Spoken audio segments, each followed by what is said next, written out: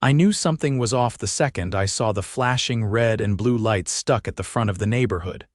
I bolted out my door, phone pressed tight to my ear, trying to keep my voice steady. "My wife's seizing," I told dispatch. "She's not breathing right.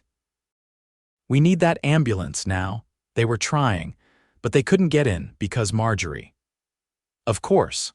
Marjorie Ellison, president of the Oak Summit HOA, 72 years old going on tyrant, had parked her golf cart sideways across the only entrance road and was yelling at the EMTs. Something about unauthorized vehicles and non-resident access. I sprinted down the block. "Move the cart," I shouted as I ran past neighbors staring from their porches. Marjorie turned, her ridiculous sun hat flopping as she pointed a finger at me. "This is private property, Yarden Whitlow. Emergency or not, they need clearance from the board." "She's dying," I yelled. "That's my wife, they can wait." "I told them the procedure," Marjorie said, as if she were talking about a pizza delivery. I didn't even stop running. I tore through the side path between the houses and got back to my place. Elira was on the floor, unconscious, eyes fluttering. Our daughter Kendra was crying in the corner. I knelt beside Elira, placed her on her side, and checked her breathing. Barely anything. I knew enough from my Army medic days this was bad. The ambulance was still trapped outside the gate. Marjorie wasn't budging. "Sir," the dispatcher said through my phone, "if they can't get to you by road, we may need to initiate an airlift." "Do it," I said, staring out the back window. "I've got a perfect spot." Our backyard was too tight, but I had a plan. 10 minutes later, I heard it the thud, thud, thud of blades cutting air. The rescue chopper swooped low over Oak Summit, a massive black and red bird of salvation. Neighbors were filming it with their phones like it was a parade float. I was already outside, waving them in. "Land on her lawn," I shouted into the radio I'd been passed by dispatch. "Flat, open, perfect angle, land on Marjorie's lawn." There were gasps. People actually gasped. The pilot didn't even hesitate. The chopper touched down in Marjorie's pristine front yard, flattening her perfectly trimmed hydrangeas and knocking over her custom HOA official sign. She came storming out of her house, arms flapping like a furious goose. "This is a violation of policy. This is vandalism. I'll sue every last one of you." But no one was listening. The EMTs jumped out, rushed across the street, and finally reached Elira. I followed them in, heart pounding, adrenaline off the charts. As they stabilized her on the stretcher, one of the medics turned to me. "You saved her. If we'd waited another 10 minutes. I didn't need to hear the rest. From the window, I saw Marjorie still yelling, barely audible over the helicopter's roar. But now neighbors were coming out, and they weren't on her side. The hospital's fluorescent lights buzzed quietly overhead as I paced the corridor outside Elira's room. The doctor had told me she was stable, but it'd be hours before she was conscious again. Kendra was asleep in the chair beside me, curled up in her hoodie, one shoe off, clutching her sketchbook. I stared at the scuff on the floor tile and played it all back.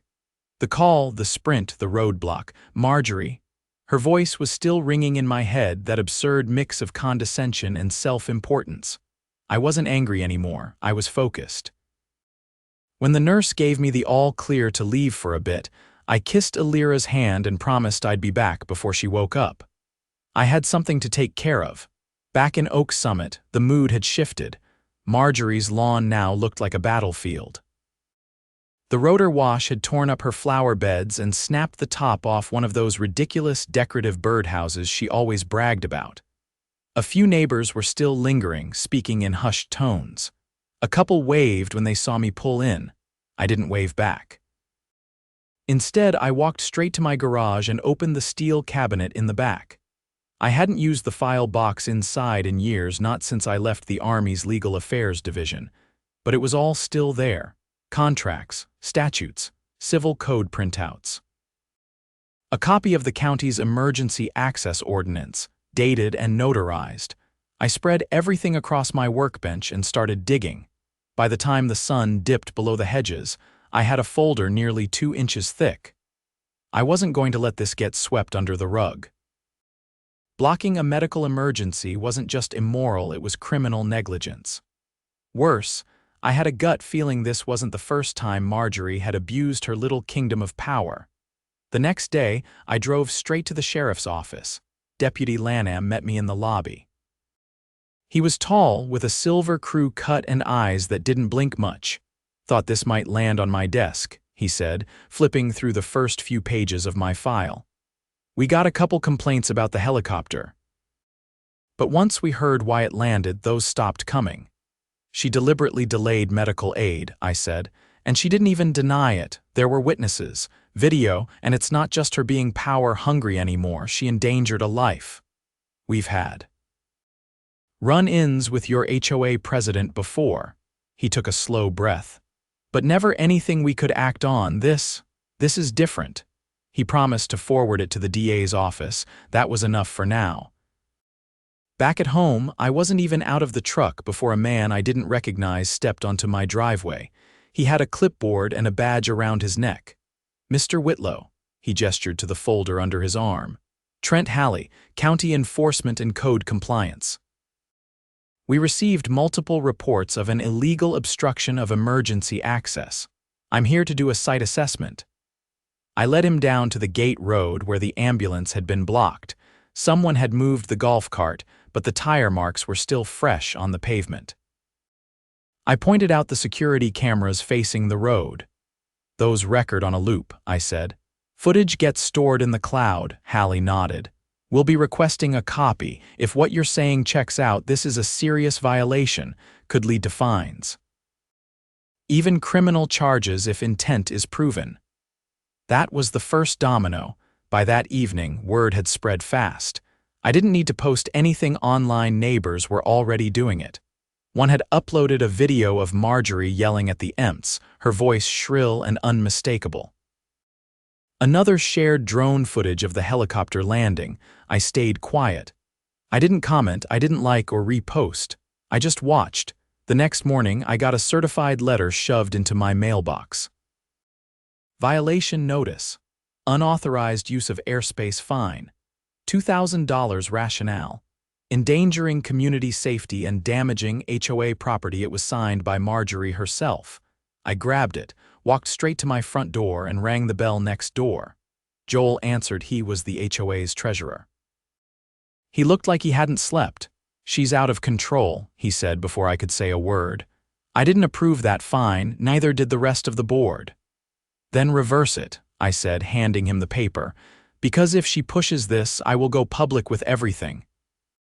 And I don't mean another Facebook post, I mean court records, financial audits, the works." Joel hesitated. "You think she's been cooking the books?" "I don't think I know." I stepped closer. "How do you think she got that golf cart? Or paid for those new cement medians she had installed last month?" He swallowed hard. "That was supposed to come out of the infrastructure fund." "Right. Except the infrastructure fund was already depleted. I checked the annual report." Joel looked like he'd seen a ghost. "She told us it was covered by a private donation. Then she won't mind showing the receipt." By noon, I had a formal retraction of the fine, signed by 2 of the other board members. Joel delivered it himself and asked not very subtly if I had copies of the financials. I showed him 1 page. By the next HOA meeting, the clubhouse was packed. More residents than I'd ever seen at one of those things. People stood shoulder to shoulder, some holding printed screenshots of Marjorie's confrontation with the EMTs. Others clutched their own unpaid fines, their faces tight with anger. Marjorie arrived 15 minutes late, flanked by 2 new security volunteers in matching windbreakers. She tried to call the meeting to order, but no one listened. I stepped forward. "This isn't about the helicopter anymore," I said. "It's about someone who used her position to stop help from reaching a dying woman, and then tried to cover it up with a fine." Marjorie's voice was tight. "You're not on the agenda, Mr. Whitlow. Neither is obstruction of emergency services. But here we are." I handed out copies of the county code violations. Then I passed around the ledger Joel had given me, highlighted with every unauthorized expense from the last 2 years. She used HOA funds to buy personal equipment. She diverted repair budgets. And she lied about donations that never existed, gasps, murmurs. One woman stood up and said her roof request had been denied because there weren't enough funds. They weren't gone, I said. They were stolen. Marjorie tried to leave. She actually stood up and tried to walk out. But Deputy Lanham was already waiting at the door. He held up a warrant. Marjorie Ellison, you're under investigation for financial misconduct, obstruction of emergency services, and abuse of authority under the HOA charter. Please come with me. She sputtered something about legal immunity, but no one moved to stop the deputy. No one defended her. As she was escorted out, someone started clapping. Then another. Within seconds, the whole room was on their feet. Later, Joel approached me again. We're assembling a temporary council, he said. Until we can hold a full election, we'd like you to be part of it. I'm not interested in power, I said. I just want rules that protect people, not punish them, he nodded. Then help us write them. I looked around the clubhouse, still buzzing with energy and hope. For the first time in years, Oak Summit didn't feel like a gated prison. It felt like a neighborhood, I agreed. Not because I wanted a seat at the table, but because I just flipped the whole thing over. 3 weeks passed. Elira was home now, recovering slowly but steadily.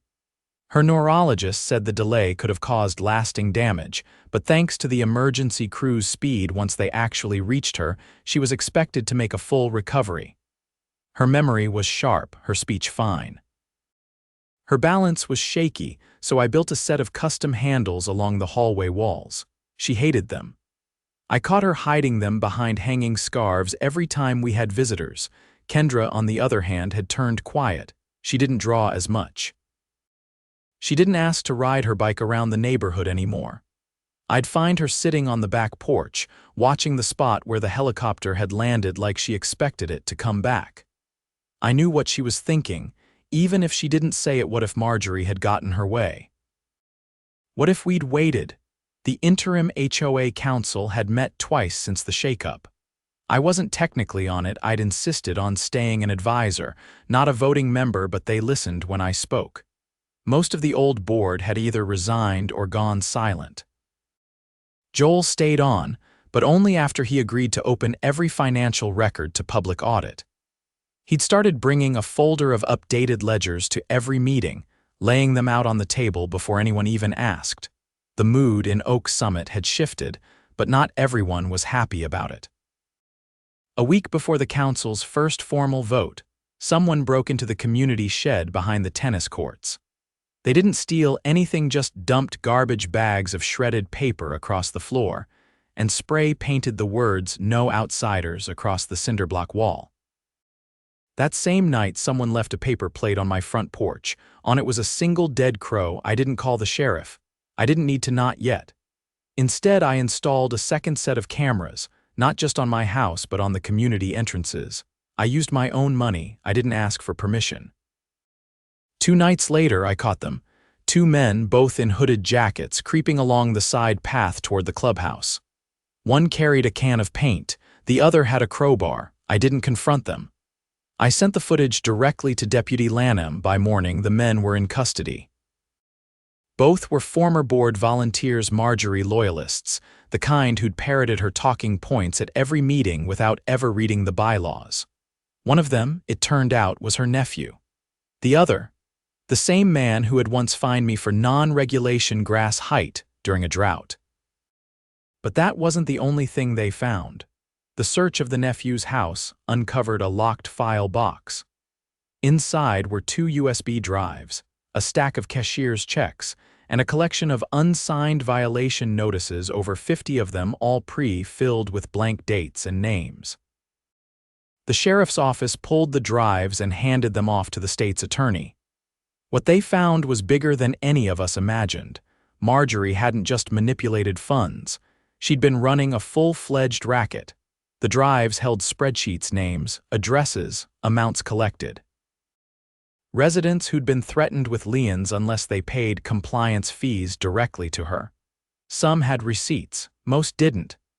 The sums weren't massive, never more than a few $100s each, but over 6 years, it added up to over $93,000. all off the books. All under the table. The state called it systematic community extortion under color of authority. The indictment came down within 10 days. Marjorie was arrested at her sister's house in Pine Ridge. She didn't resist, but she didn't go quietly either. Reporters were already parked outside. One of them caught her yelling that she was the only thing keeping the neighborhood from collapse. The footage made the evening news. I didn't celebrate. I didn't need to. Instead, I focused on what came next. The council passed the first reform motion unanimously. All violation fines now required a 3-member review and had to include photographic proof. No more anonymous complaints. No more unilateral punishment. Next came the budget overhaul. We froze fee increases and halted all discretionary spending. A third-party auditor would now verify every expense over $200. The landscaping company Marjorie had insisted we use the one that charged double the county average. Terminated. Then came the vote to dissolve the emergency access restriction clause, the very one Marjorie had cited when she blocked the ambulance. It passed with full support. I didn't even have to argue for it. The memory was still raw. But the biggest change, the one that took the most grit, was the charter rewrite. Oak Summit's original charter had been drafted 20 years earlier. It was vague, bloated, and riddled with language that gave unchecked power to the board president. We started from scratch. I spent every night for 2 weeks sitting at my kitchen table, redlining paragraphs, removing ambiguous clauses, and inserting resident protections. We wrote in term limits, mandatory transparency sessions, recorded meetings, and a clause that required all board members to submit to annual financial disclosure. When we presented the rewrite at the next community meeting, over 100 residents showed up. Most had never attended anything before. They came with questions, ideas, and in some cases anger. But it wasn't directed at us. It was pent-up frustration from years of being steamrolled. One man raised his hand. Older guy, lived near the East Cul-de-sac. She fined me for having a flag on my balcony, he said. Told me it was a violation of aesthetic conformity, said it was too bright. It was a U.S. flag. He didn't need to say more. The vote to adopt the new charter passed with 89% in favor. The changes were filed with the county 2 days later. That afternoon, Kendra came into the garage while I was finishing a set of shelves for the pantry. She stood in the doorway watching me work. "You're not mad anymore," she said. I set down the drill. "No, not even at the lady who got arrested. I'm not mad," I said, "but I'm not done either." She looked at the stack of papers on the workbench. "Are you writing laws now?" "Sort of," I smiled. "I'm making sure no one else gets to make them up as they go." Her eyes drifted to the corner. "Can I paint one of the shelves?" I handed her a brush. Later that week, I got a letter from the district attorney's office. They were requesting a formal statement to support the prosecution, not just for the obstruction charge, but for the broader fraud case. They said my documentation had been instrumental in uncovering the scheme. I didn't send a written reply. I delivered it in person. The deposition took 2 hours. I laid out everything, every conversation, every document, every manipulation tactic Marjorie had used to keep people silent. I brought copies of emails, meeting minutes, and even the flyer she'd once distributed claiming she had the legal authority to override emergency services in defense of HOA policy. The DA listened carefully. When it was over, he leaned back in his chair and said, "You ever consider running for city council?" I laughed. "I think I've had enough politics for a lifetime." But a part of me didn't say no. That weekend, the neighborhood held its first community barbecue since before the pandemic. We used the open field where the helicopter had landed. Someone hung a banner that read, "Oak Summit, reclaimed." Kids ran barefoot across the grass. Someone brought a cotton candy machine. Near the end, Joel handed me a sealed envelope. Inside was a certificate. "In recognition of civil integrity and community courage, Yarden Whitlow." I didn't know what to say.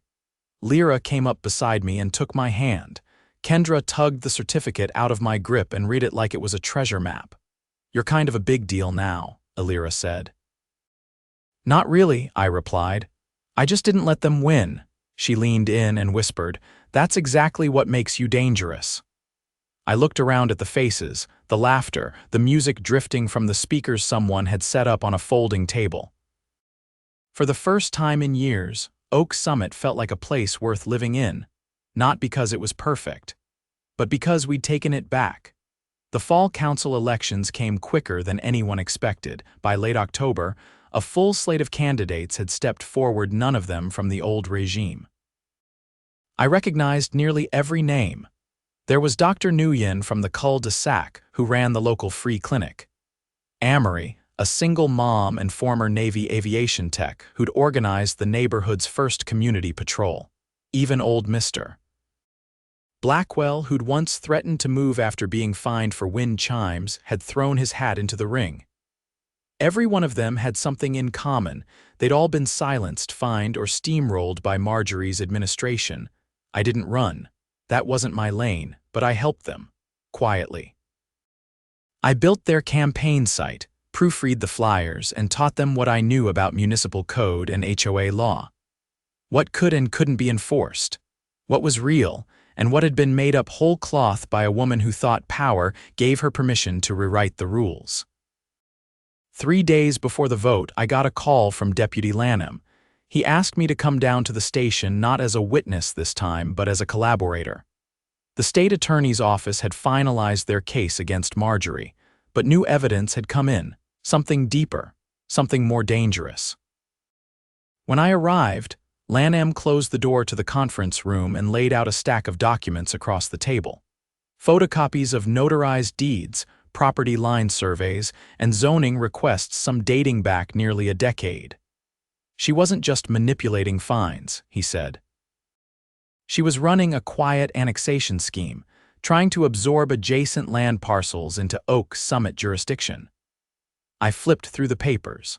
One showed a request filed on behalf of the HOA to assume maintenance responsibility over the unincorporated greenbelt on the west boundary. Another had a forged signature, a dead man's, according to the corner stamp. She was trying to expand the HOA, I asked. Not for community use, Lanham said. For leverage. She used the annexation filings to claim legal control over a set of lots that were never under HOA jurisdiction. Then she started sending them violation notices, demanded back dues. We've got 5 homeowners who paid without realizing they didn't owe a dime. That's extortion on private land. And wire fraud, he added, tapping a document showing a digital routing number linked to a private LLC. She laundered the payments through a shell property management firm, one registered in Nevada under an alias we can now trace to her niece. I leaned back in the chair. How far does this go? Far enough that we've got federal interest. Financial Crimes Unit from the U.S. Attorney's office is reviewing the files. If they move forward, we're looking at interstate fraud, criminal impersonation, mail fraud, and possibly conspiracy to commit racketeering. I said nothing for a long time. Lanham slid a final folder toward me. Inside were transcripts from recorded jail calls. Marjorie had been speaking to several former board members, some of whom were still living in the neighborhood. The tone wasn't apologetic. She's planning to sue the HOA for wrongful removal, he said. Claims the revisions to the charter were unconstitutional. Says she's got a lawyer. But here's the kicker, there's no record of any attorney on file, just a P.O. box in Arizona and a disconnected phone number. She's bluffing, I said, trying to scare the new board into folding. Exactly. Which is why we're taking steps to protect them, and you. I raised an eyebrow. Lanham didn't flinch. Your name's come up more than once. She blames you for the investigation, for the arrest, for everything. She's not wrong, I said. No, he agreed. She's not. Back in Oak Summit, the election turnout broke every record. Nearly 90% of households voted. The new council was sworn in under floodlights with the community field packed shoulder to shoulder. No speeches, no balloons, just signatures and applause. Then they got to work. First order of business. Dissolve the HOA's ability to initiate fines without a 2/3 resident oversight committee. Second, audit every property reassessment filed during Marjorie's tenure. Third, establish a formal emergency protocol, including mandatory gate access compliance with all emergency services under penalty of law. The reforms passed with no dissent. 2 days later, I got a knock on my door. It was Amory, wearing a black windbreaker and holding a manila envelope. "We found something," she said. Behind the storage unit near the retention pond, looked like it hadn't been touched in years. She handed me the envelope. Inside were photos, dozens of them, aerial shots of homes, cars, backyards. Most were dated, some were circled in red ink. Others had notes scribbled along the edges. Non-compliant paint, possible unapproved playset, excessive lawn furniture. "She was surveilling people," I said. "Not just people," Amory said, "only the ones who challenged her or questioned her fines." I thumbed through the stack until I found one of my own house, taken from high above, maybe from a drone. The timestamp was from over a year ago. The implications were chilling. Amory slid a USB drive across the table. That was buried in the same crate. Password protected, but one of our guys cracked it. She had audio too, recordings of board meetings, phone calls, even a few tapped from police scanners. "She was paranoid," I said. "She was building a case," Amory corrected. "Or maybe just a safety net in case anyone tried to push her out." We turned everything over to the county prosecutor. They added it to the case file. Marjorie's trial began in early December. It wasn't just a local matter anymore. With federal charges on the table, her defense team tried to negotiate a plea deal. The U.S. attorney offered 10 years in exchange for a full confession and restitution to all defrauded residents. She refused. The trial lasted 9 days. On the 10th, the verdict came in. Guilty on 13 counts, including wire fraud, obstruction of emergency services, conspiracy to defraud, and criminal impersonation of a legal entity. The judge didn't mince words. He called her an architect of intimidation and a textbook case of small-scale tyranny running on unchecked ego. She was sentenced to 11 years, with no chance of parole until the 8th. Her niece received 5. The fake LLC was dissolved, and the state ordered the return of all misappropriated funds plus damages. Oak Summit didn't celebrate. We remembered. A week after the sentencing, we held a quiet vigil. No candles, just neighbors standing together on the same lawn where the helicopter had landed. Someone placed a single stake in the center with a sign, "Never again." Then we planted a tree, a red maple, tall and thin, its roots still shallow, its leaves sharp and bright. Kendra helped me dig the hole. Elira stood nearby, her cane tucked under one arm, her hands in her coat pockets. She didn't say much, but when the last clump of soil was packed, she reached out and pressed her palm to the bark. A wind passed through the field, rustling the branches. I watched the tree sway and thought about everything it had taken to get here. The lies, the threats, the near misses. The almosts, but we'd made it through. Not because we had the loudest voice, because we didn't back down. We didn't let their rules become our reality, and we never would again.